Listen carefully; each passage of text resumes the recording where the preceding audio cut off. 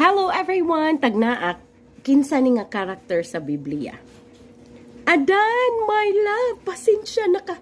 Gibiyaan ti ka, dini sa imong trabaho, sa pagpangalan sa mga kahayupan.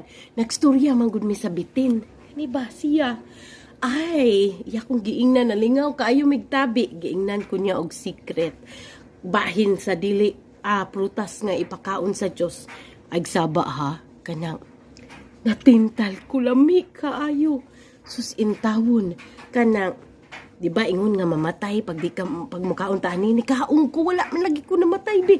Suwayi gani daghan kay ko gidala usa ka silupin. Awat sulayi. Paman ang Ginoo. Sulayi kani agoy kalami ana. Dami lagi.